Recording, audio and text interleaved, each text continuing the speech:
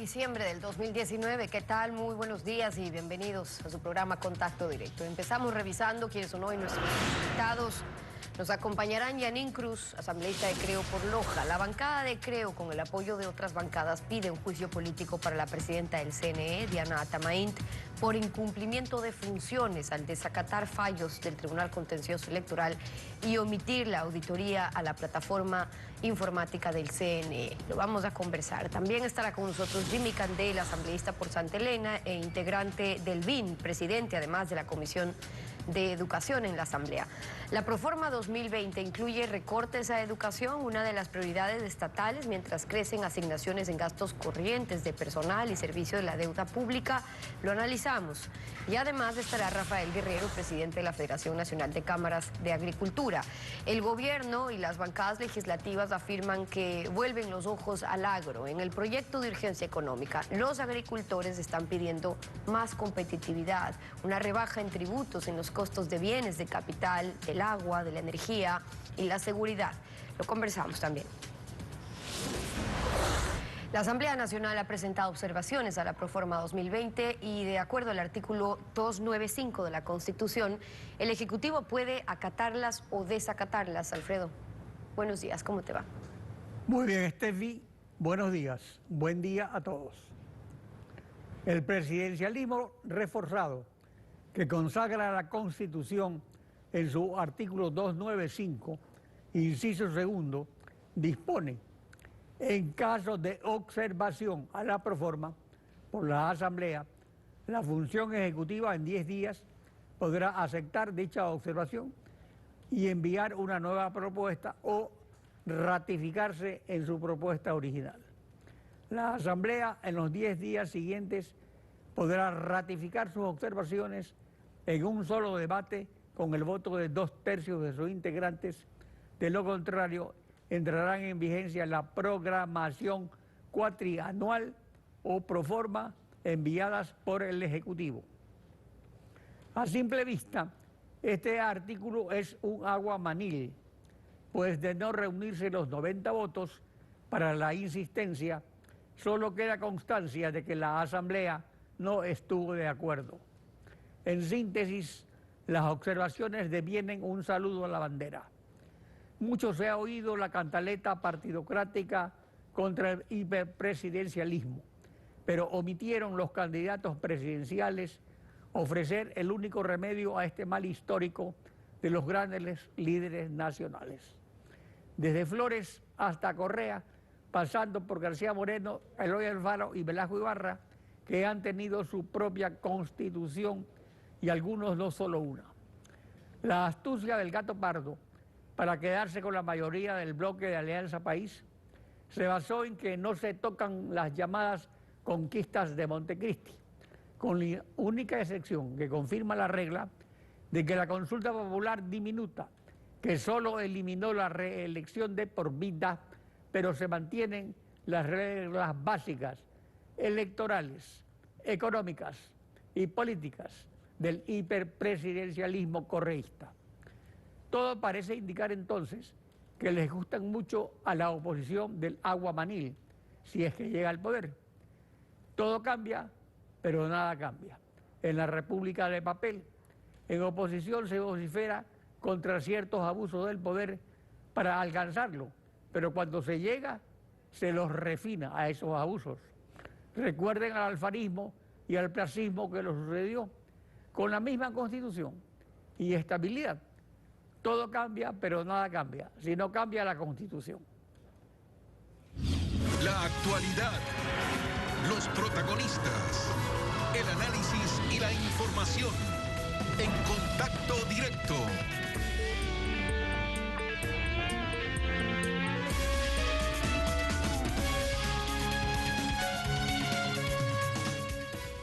La bancada de Creo, mediante 2 de sus asambleístas, con el apoyo de integrantes de las otras bancadas que conforman el acuerdo de gobernabilidad, han solicitado juicio político contra la presidenta del CNE, Diana Atamaín, de Pachacuti. Yanín Cruz, asambleísta por Loja, es una de las interpelantes. Buen día, bienvenida a Contacto Directo. Buenos días, estimado Alfredo. Un saludo a todo el Ecuador. La solicitud es por incumplimiento de funciones. Puntualmente usted ha presentado 3 preguntas. Primero, por haber emitido sentencias sin motivación, por lo que la presidenta fue sancionada por el Tribunal Contencioso Electoral.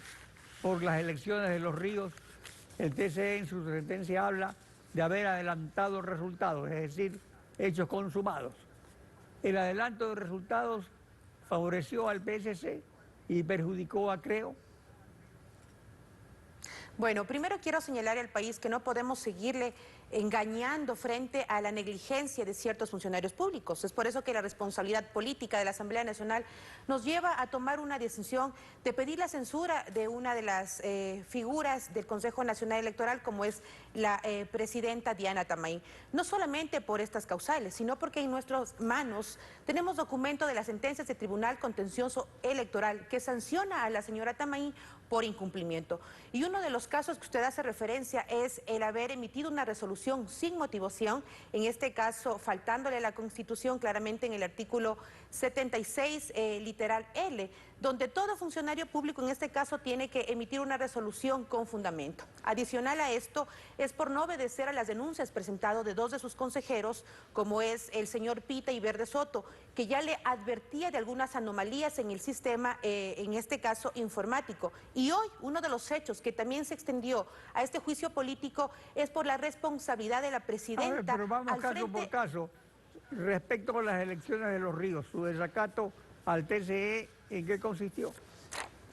Bueno, primeramente porque ellos reconocieron... ¿Afectó los resultados? Anunciaron obviamente los resultados antes de tiempo, lo que obviamente permitió que los candidatos presenten las quejas al Consejo Nacional Electoral y en lo posterior al Tribunal Contencioso Electoral. Lamentablemente, el Consejo Nacional Electoral, la señora Tamaín reconoce los errores, lo desvincula al presidente provincial de Los Ríos, pero no reacciona frente a las anomalías. De hecho, el propio presidente de la Asamblea firmó el juicio político por las anomalías que se dio en esta provincia. Esto es una de las causales más importantes porque, estimado Alfredo y ecuatorianos, nosotros no podemos tener al frente del Consejo Nacional Electoral a una funcionaria que no hace bien su trabajo y que no da garantías de democracia y transparencia en procesos electorales. El segundo incumplimiento del reglamento es el reglamento de auditoría de procesos electorales. Respecto al sistema informático observado por Contraloría y denunciado por los consejeros electorales de minoría, Enrique Pita y Luis Verde Soto, ¿cómo afecta este incumplimiento a la vulnerabilidad del sistema y de todo el proceso?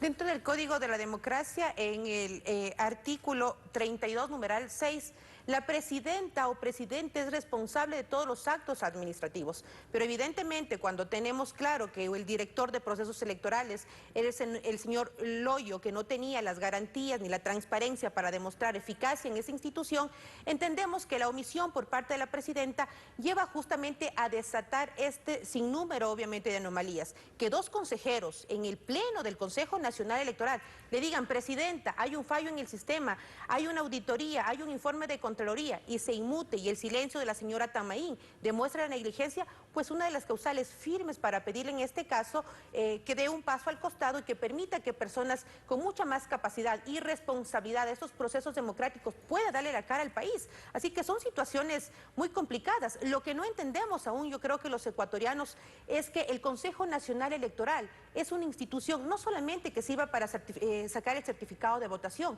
es en donde se deposita la confianza y el futuro de un proceso democrático para poner a las autoridades que va a guiar el futuro de un país. La tercera causal es la falta de respuesta al representante de Yasuní, que solicitaba la certificación de legitimidad democrática, a pesar de que había resolución del Tribunal Contencioso Electoral que determinó la desatención de CNE. Esta desatención favoreció al gobierno, a la producción petrolera en el Yasuní. Bueno, esta desatención obviamente afectó a una organización social que venía luchando por una consulta. Aquí podemos decir el país con clara seriedad que la señora Tamaín le dio la espalda a la juventud.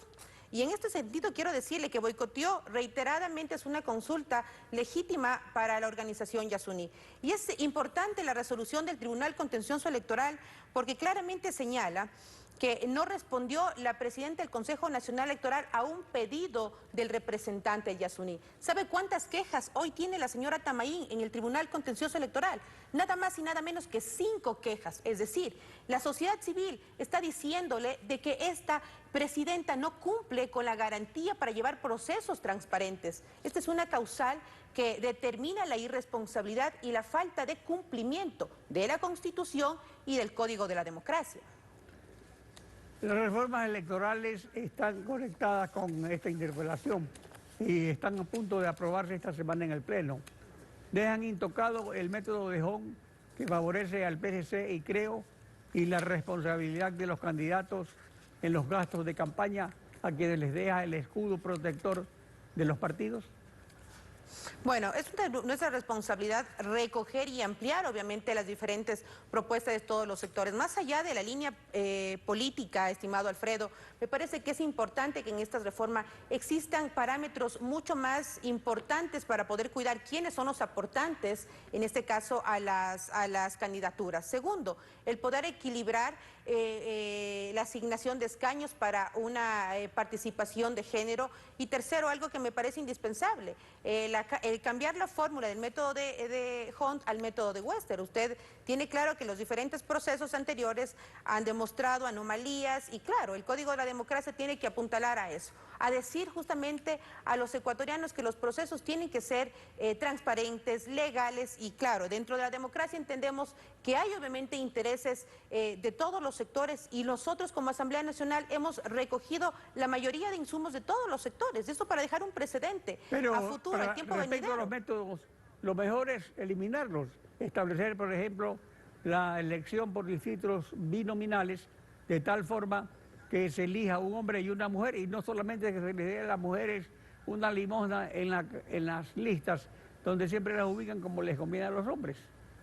Vea, eso va más allá de la asignación, si la mujer va en tal lista o no. Me parece que las organizaciones políticas tienen que cumplir un rol fundamental, el formar lideresas, el tratar de dar espacios a jóvenes, el poder oxigenar las listas. Esto yo quiero decir algo y lo digo como mujer política que soy. A nosotros nadie nos ha regalado en dónde estamos. Creo que es un sacrificio y el saber demostrar la capacidad, la entrega y el sazón que ponemos en las decisiones políticas. Así que el método tiene que responder también a la posibilidad de poder garantizar que la votación sea legítima al más votado, pero también sin olvidarse en las minorías. Es un tema que está en discusión, es un tema que se tiene que analizar mañana en la Asamblea. De nosotros ha existido la propuesta, nosotros nos hemos resistido a seguir con un código de la democracia que pueda afectar a la democracia, pero también construimos dando posibilidades y poder garantizar una democracia legítima para los ecuatorianos. Yanín Cruz, gracias por acompañarnos en Contacto Directo. Qué gusto. Estefi. Nos vamos a una pausa y cuando regresemos estará Jimmy Candela, asambleísta, presidente de la Comisión de Educación, Cultura, Ciencia y Tecnología, y hablaremos sobre los recortes presupuestarios en educación mientras incrementan gastos de personal, de pago de la deuda. Ya regresamos. Quédese en nuestra sintonía.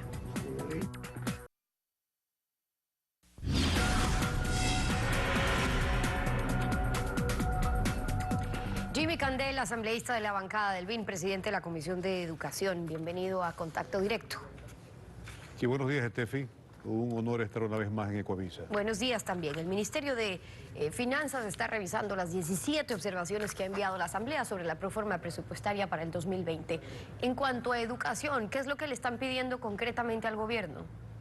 Bueno, yo pienso que el recorte presupuestario que se le ha hecho a la educación, al Sistema Nacional de Educación, al Sistema Nacional de Educación Superior, al Sistema Nacional de Cultura y al sistema que tiene que ver con investigación, innovación y saberes ancestrales, es preocupante. Recuerde usted que el artículo 2 de la Ley Orgánica de Educación Superior y la Constitución lo establece, que el Estado esté en la obligación de garantizar la calidad de la educación en el país. Y con estos recortes presupuestarios, lo que menos está haciendo eso.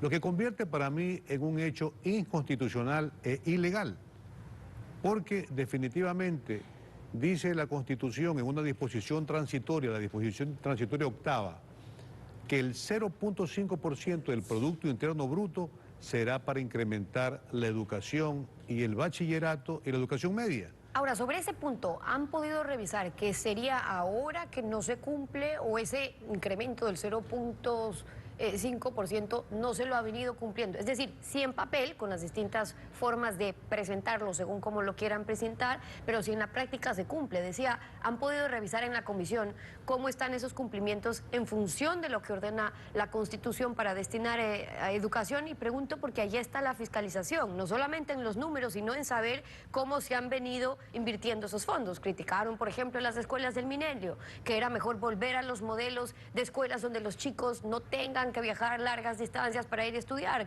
que había algunas desaprovechadas, ok, pero en cuanto a presupuestos, ¿qué cambios hay? Bueno, la Comisión de Educación, luego que recibió la proforma presupuestaria, se dedicó a estudiar y analizar todo lo que tenía que ver con educación superior, con cultura y con lo que es ciencia y tecnología. Y definitivamente encontramos toda esta serie de hechos que en definitiva corresponden a no demostrarle o querer hacer en el país de que se dé un mejoramiento en la educación. Usted sabe, Steffi, que el país, todo país que quiere desarrollarse, va definitivamente fomentando y apoyando la educación. Y este gobierno lo que menos está haciendo es apoyar la educación y considerar que eso es una alternativa efectiva y definitiva para que se pueda mejorar la educación en el país. Y eso es preocupante. Pero ¿cómo lo están argumentando? Es decir, ¿en qué medida el gobierno no está apoyando con eso? En relación, por ejemplo, a la asignación de recursos para las universidades, para las escuelas politécnicas, habían pedido que el Ejecutivo haga las transferencias por el concepto de gratuidad, apoyar con el tema de acceso a créditos. ¿Cuál es la situación de las reuniones que han mantenido ustedes también con las universidades en los últimos días? Bueno, lo hemos demostrado, las universidades están reclamando. Mire que hay una fórmula de distribución de recursos para la educación superior y esta fórmula de distribución de recursos está dándole más peso a los estudiantes matriculados y a lo que corresponde a vinculación con la colectividad, a lo que corresponde a investigación, a lo que corresponde a muchos aspectos que corresponden a mejorar en publicaciones y hacer algo, crear patentes para investigación, es lo que menos están haciendo. Mientras tanto, vemos en otros países que lo que más ponen en el presupuesto es presupuesto para investigación. Y aquí no se está haciendo nada de eso. Y por eso reclama la Escuela Politécnica Nacional, la Escuela Superior Politécnica Litoral, que en este año han obtenido lograr entrar a los rankings universitarios latinoamericanos. Y están entre los 100 y 200 mejores universidades de Latinoamérica, por haber hecho investigación, por haber hecho publicaciones, por haber presentado propuestas al país de desarrollo. Y sin embargo, les bajan los recursos a ellos.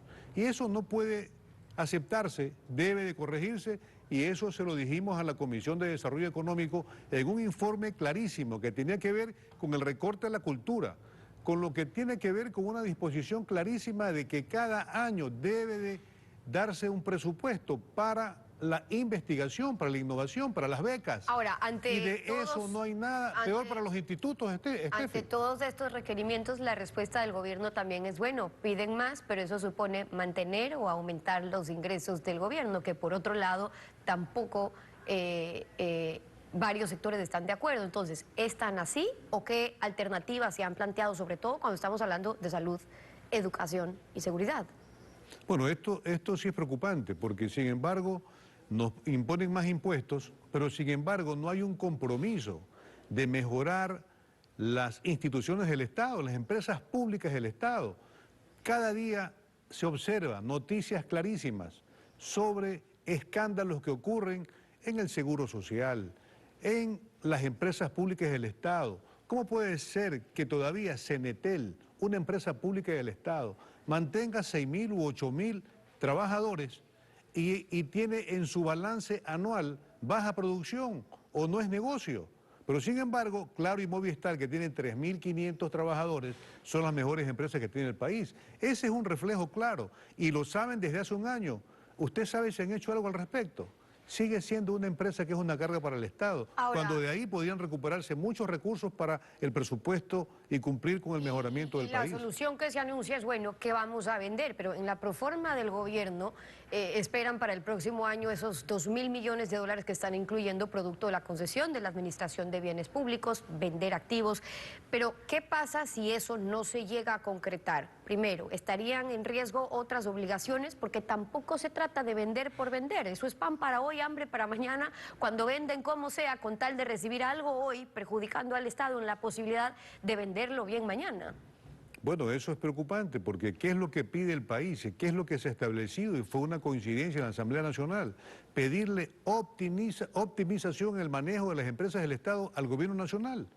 Usted ve que ponen gente improvisada, ponen gente a dirigir instituciones que ni tienen experiencia en el hecho.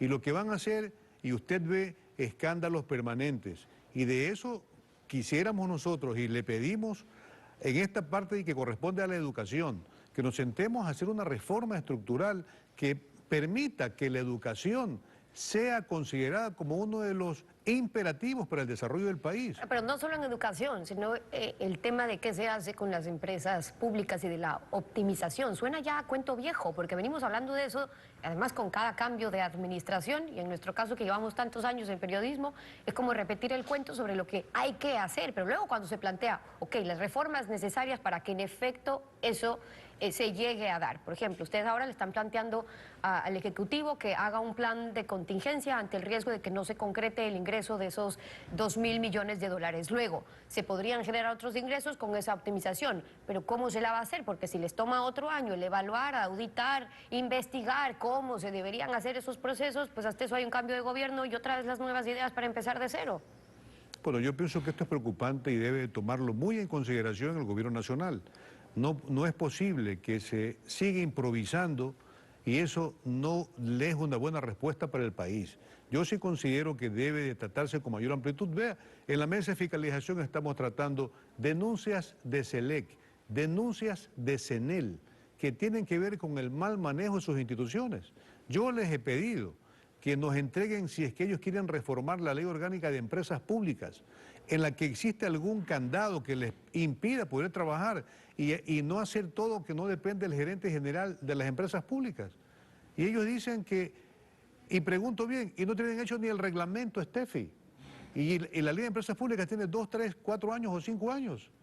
Y no es posible que ni el reglamento lo hayan hecho. Entonces, todo ese tipo de cosas la Asamblea Nacional está observando. Y eso lo ven mal cuando uno toma la atención y quiere decirles cómo están las cosas para mejorarlas. ¿Y cómo se proyecta que van a estar? Porque han observado ustedes la proforma, pero la proyección está, o la carne también está en el plan cuatrianual. Es decir, si hoy están pidiendo un sacrificio fiscal con la meta de que aumenten ciertas recaudaciones o se mantenga, ¿qué se está viendo que ocurre en los próximos 4 años? Si no hay mayor crecimiento, ¿cuáles son las expectativas? ¿Qué han observado ustedes sobre el plan cuatrianual? Bueno, eso se ha analizado en la Comisión de Desarrollo Económico y en definitiva no hay un horizonte que se pueda determinar que diga que va a haber un mejoramiento económico en el país. Yo pienso que hace falta un objetivo claro, una meta clara, dónde vamos a ir y hasta eso no lo clasifica todavía el gobierno nacional. Y para eso yo sí creo que hay que trabajar y dedicarse a profundidad. Jimmy Candela, asambleísta de la bancada del BIN, presidente de la Comisión de Educación. Gracias por venir a Contacto Directo. Muchas gracias a ustedes, Steffi. Igual, 7:28. Vamos a una pausa y al regresar estará Rafael Guerrero, el presidente de la Federación Nacional de Cámaras de Agricultura, y con las observaciones al proyecto de ley tributario de urgencia económica que ofrece acordarse del agro. En pocos minutos estamos de vuelta con eso. No se vaya.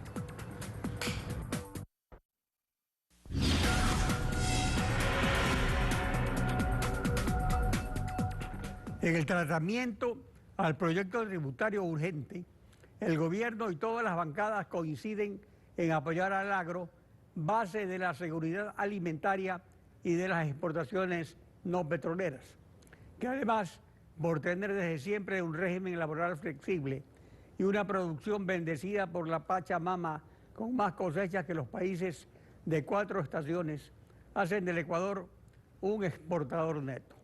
Rafael Guerrero, presidente de la Federación Nacional de Cámaras de Agricultura. Buen día, bienvenido a Contacto Directo. Buenos días, Alfredo. Buenos días, país.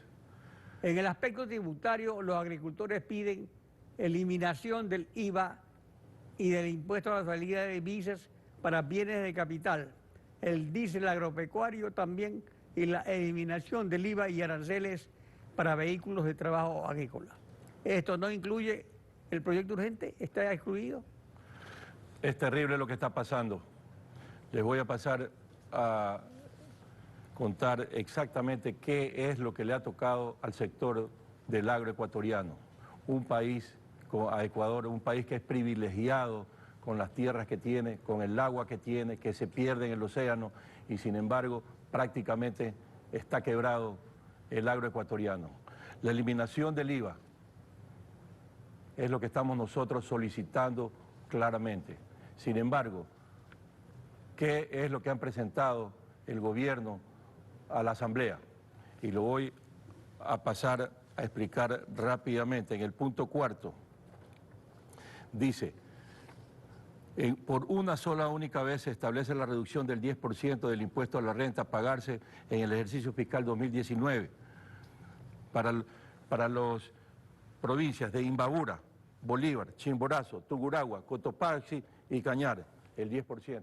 Eso solamente para esas provincias se rebaja por una sola única vez por los problemas de octubre. Eso es lo que mandan a pedir a la Asamblea. Segundo, aquí quiere decir que hay ciudadanos de primera y ciudadanos de segunda. ¿Qué sucede con las provincias de Guayas, Los Ríos, El Oro, donde no se pudo exportar los contenedores que salían para los puertos, porque no los dejaban pasar, porque tenían cerradas las carreteras? Para eso no hay. El tratamiento a la importación grabadas con tarifa cero para IVA. Dice claramente en el punto 2, flores. Señores, las flores, bien por las flores, le rebajaron el impuesto al IVA.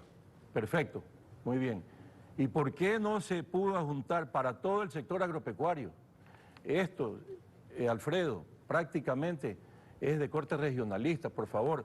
Ecuador es un solo país, todos somos hermanos. Aparte de eso, en el impuesto a la renta se establece a los productores de banano un impuesto sobre el ingreso y no a la renta.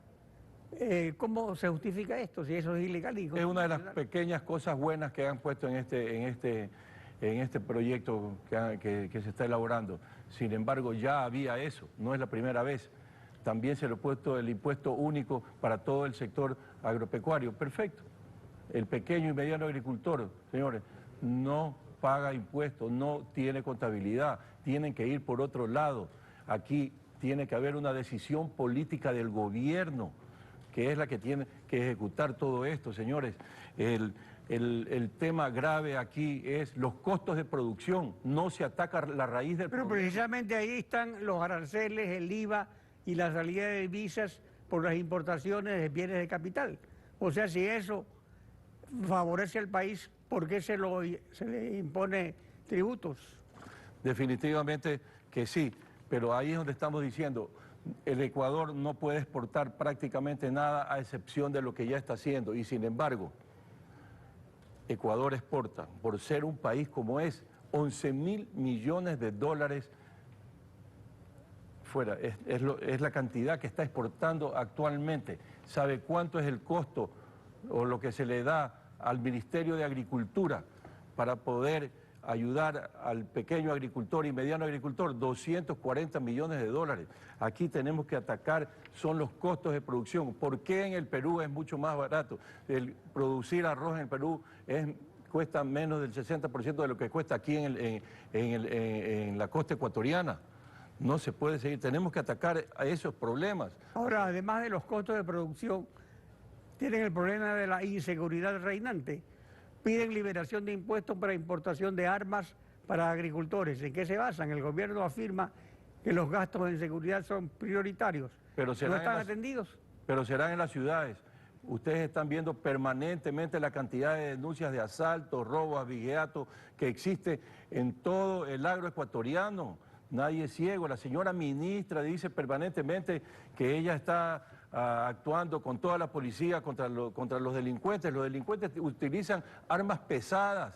Acá apenas uno tiene una escopeta de esas nacionales, va a la policía y se las quita. Uno no puede tener un arma en la propiedad porque enseguidita viene la policía y la confisca. No, señores. Pero este problema de la inseguridad no solamente es del agro, sino también de la pesca que es aparte, digamos, por la piratería. La o sea que es un problema generalizado, digamos. Es un problema gravísimo, es permanente el robo de los camarones. Los propietarios de las camaroneras tienen que salir en helicóptero para andar patrullando para que no les anden robando. Eso no es cuestión de... Ahora, respecto a los costos, por ejemplo, ¿consideran necesario, dice, exoneración del costo del agua de riego proveniente de ríos y fuentes naturales? ¿Este es un problema básico de la sierra o también de la costa? Ese es un problema que realmente es de la sierra. Cuando estuvo aquí este famoso Humberto Cholango, que se fue por el tema indígena, apenas vino aquí y se sentó en Senagua, hay 36 multas a la mayoría de los agricultores de la costa ecuatoriana, y la multa más barata cuesta $35.000. No puede ser posible, señores, que este señor venga y comience a multar por el uso del agua. Tengo entendido que deben de pagarse agua donde hay obras del gobierno, pero no donde están los ríos que uno coge el agua. No puede ser posible. Entonces, y en el aspecto energético también piensan que deben tener una ayuda. Nosotros necesitamos 4 centavos que se cobre por el kilovatio hora en el sector del agro. Actualmente nos cobran 6 centavos más las recargas que son del impuesto a la basura, que llegan a 10 y 11 centavos. Por favor, en el agro no existe recolección de basura. Estos son los pedidos del agro, del que quieren acordarse ahora gobierno y asambleístas. Rafael Guerrero, gracias por participar en Contacto Directo. Gracias, Alfredo. Volvemos luego de la pausa.